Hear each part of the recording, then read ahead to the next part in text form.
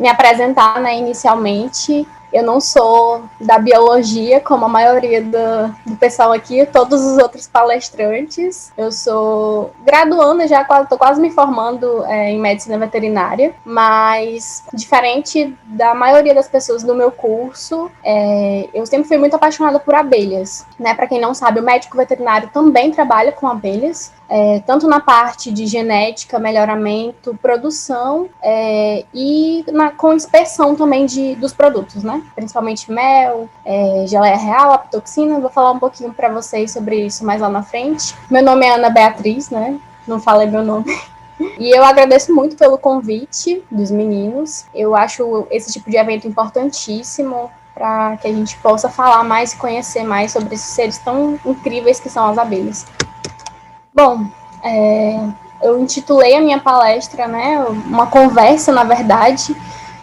Se vocês tiverem alguma dúvida, podem estar abrindo o microfone e falar comigo para que fique mais dinâmico, né? De história da apicultura e tendências do mercado, porque eu vou estar falando um pouco para vocês sobre essa introdução da APS aqui no Brasil e do início da apicultura aqui no Brasil, tá, gente? Não é em outros lugares mais antigos, porque as abelhas elas são estudadas e utilizadas há muitos e muitos anos. Inicialmente, a abelha, ela vai ser o quê? Italiana? Abelha Europa? Abelha africana? A gente escuta todos esses nomes, todo tipo de nomenclatura. Quando a gente vai participar de feiras, né, para falar sobre abelhas, o pessoal sempre chega, mas essa abelha é o quê? Ela é europeia? Ela é italiana? Ela é da África? Sempre tem esse questionamento, que é uma coisa realmente muito compreensível, mas vou elucidar um pouco isso para vocês hoje, que assim, as abelhas aqui no nosso país, a gente sempre teve abelhas, né, as abelhas nativas, que foi as que a Gabriela falou um pouco para vocês, e essas abelhas europeias e africanas, elas chegaram aqui muito depois, né? Por volta de 1839, né? Esse padre Antônio Carneiro, que era um padre jesuíta, né? Os relatos são de que ele foi um dos primeiros a trazer rainhas e colônias de abelhas que eram italianas, digamos assim, né? Vieram de Portugal. Eram da espécie Apis mellifera linguística, e ele trouxe essas abelhas com o intuito de produzir cera, para fazer velas, né? Porque na época era muito importante para a catequização que esses padres vieram fazer aqui no Brasil. Então, ele trouxe com esse intuito de produzir cera para as velas e de produção de mel também e dos outros produtos, né? Que eram explorados dessas abelhas. E aí, durante todo esse tempo, a gente teve a introdução dessas espécies europeias aqui no Brasil. Quando vieram povos mais para o sul do país, com descendência alemã, eles trouxeram a Apis mellifera, que seria o que o pessoal chama de abelha europeia.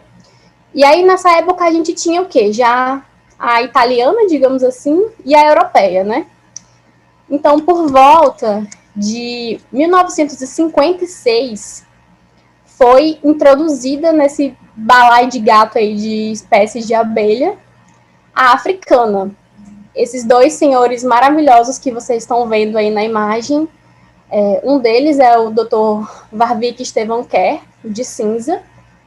Infelizmente ele já é falecido, mas é conhecido como o pai da apicultura brasileira.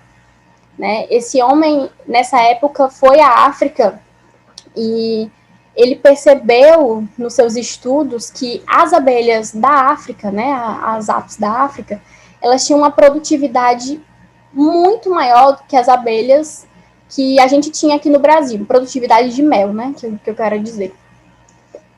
Só que ele também percebeu um ponto negativo, elas eram abelhas muito agressivas, mas tinham uma produtividade muito alta e tinham uma tendência a se adaptar muito bem a climas secos e quentes, que é o que a gente tem aqui no Nordeste brasileiro, né? Então, o que ele quis? Ele selecionou algumas rainhas lá, né?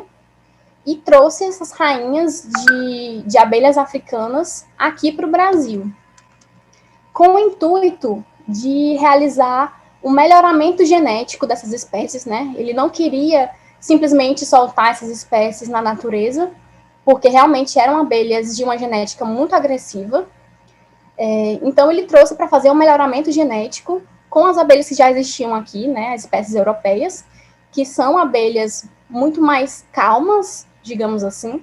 Eu não sei se vocês já tiveram a oportunidade de ver alguns vídeos, né? Às vezes eu vejo no TikTok que tem o pessoal mexendo com abelhas sem luva, sem máscara, sem nada. Aquilo ali não acontece aqui, tá, gente? Aqui no Nordeste, se você for fazer aquilo ali, você morre.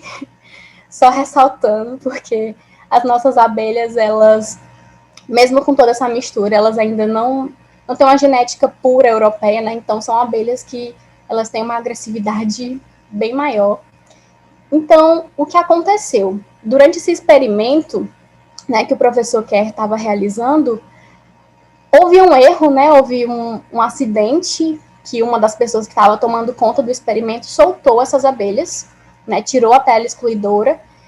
E daí para frente foi um caos, né? Como o titulado diz, foram tempos realmente caóticos para a apicultura e foi uma época difícil para o professor Kerr, né? E para o professor Lionel, que é o outro senhor da foto. Eles encabeçaram essa, como é que eu posso dizer para vocês, essa difícil missão de controlar essa multiplicação, essa que teve entre as abelhas. Então, quando essas espécies, essas abelhas foram soltas, começaram a acontecer muitos problemas, né?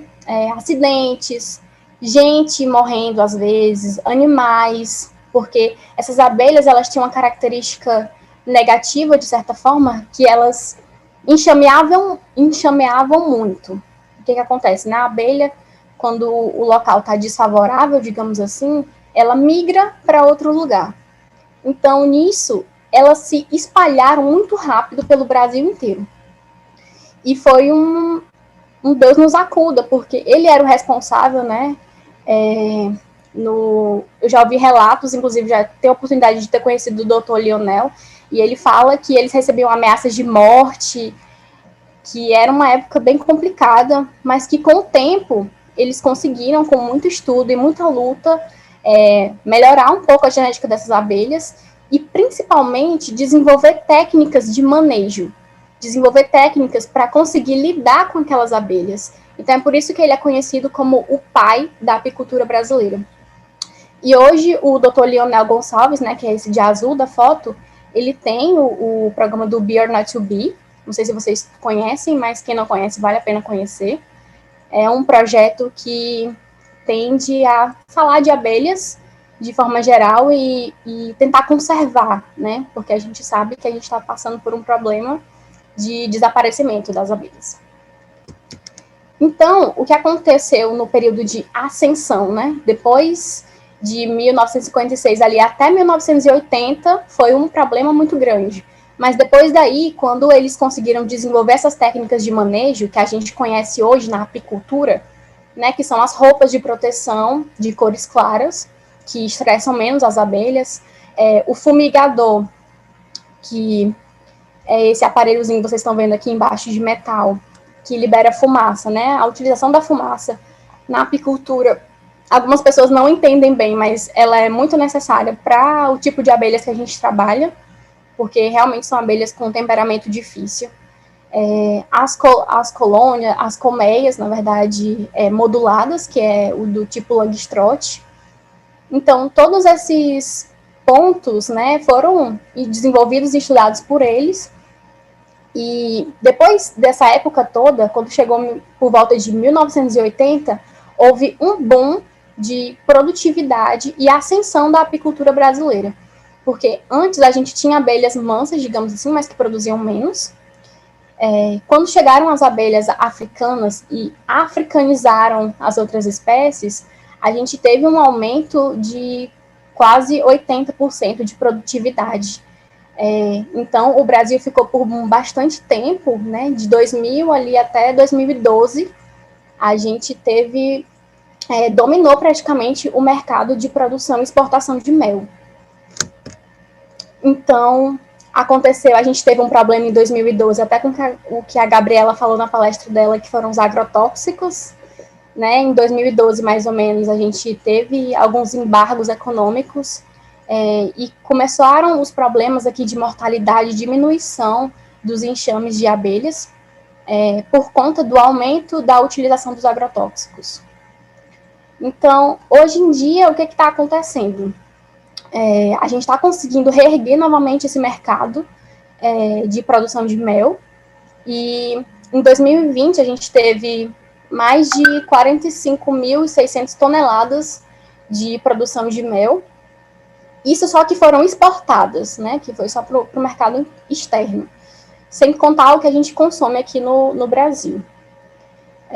E a gente tem desenvolvido algumas técnicas, né? A gente que trabalha um pouco com abelha, eu, Gabriela, Tatiana, a gente tem visto que a tecnologia tem avançado muito na apicultura, e o que a gente utilizava antigamente nessas ferramentas que são mais rudimentares, mas são muito utilizadas, não estou tirando a vantagem, né? São coisas que são utilizadas até hoje, a gente usa bastante, tem seu valor, digamos assim.